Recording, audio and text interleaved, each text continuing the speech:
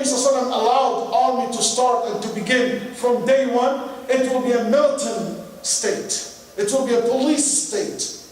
But after you establish a civil society, a civilians, good, strong government, then you bring the army to protect it. It became a branch of it.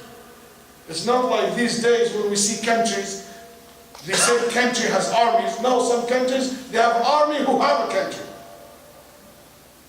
The army has a country, which is terrible. And that's why anytime you see the militant in control, they are military. Different mindset than civilians. It's a very unique law we have in the United States that we don't allow the defense minister in America to be a military person. He has to be a civilian. Alright.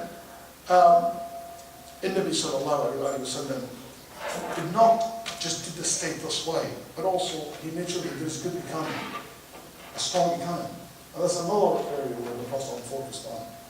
And if you're familiar with the verse in Surah Al-Mutaffifin, where Al-Mutaffifin, the ulama said, some said it was revealed first thing in Medina. Some said it was revealed last thing in Mecca, before leaving Mecca. And some said it was revealed between Mecca and Medina. But in any case, it shows you that this verse giving an indication how economy should be. There's no cheating, honesty. Economy play a major role in any society.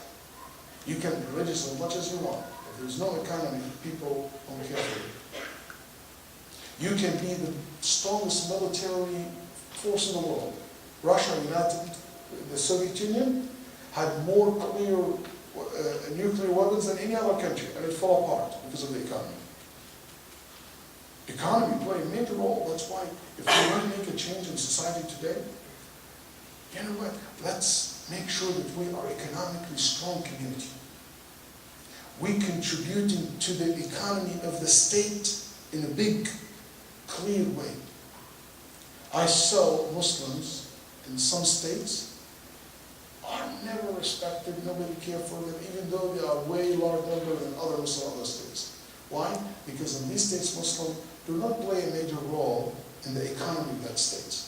But a state like Florida, I know we have so many Muslims who are multi-millionaires. A state like Texas, I know a lot of Muslims very close to the governor.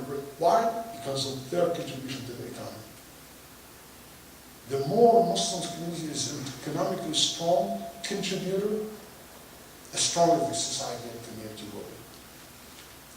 So, some of these things like just reflect upon them. This is a very long talk, 13 years, or 10 years in Medina, you cannot do it in 1.5 hours. But some of the things, some of them are very simple, and some of them are very complex. There's complexity in it, and sophisticated. Some of it we all can do, and some of us can do. But at large, in Nabi Sallallahu Alaihi Wasallam's role was to motivate, was to persuade, was role Sallallahu to lead. And I was talking to a doctor here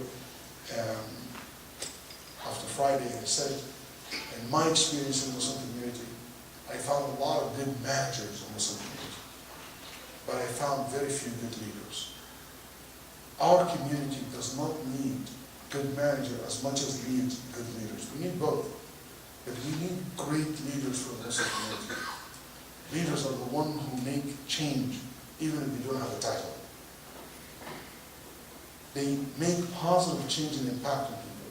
So I hope this lecture today will inspire us to think how I'm going to make a little bit of positive change in my family, in my community, in my masjid, in my society, because that's what we're obligated to be a better place for our children at large in the world, inshallah ta'ala.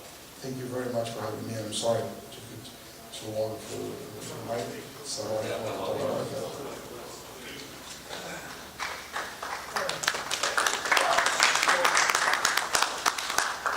Sheikh, what you will do?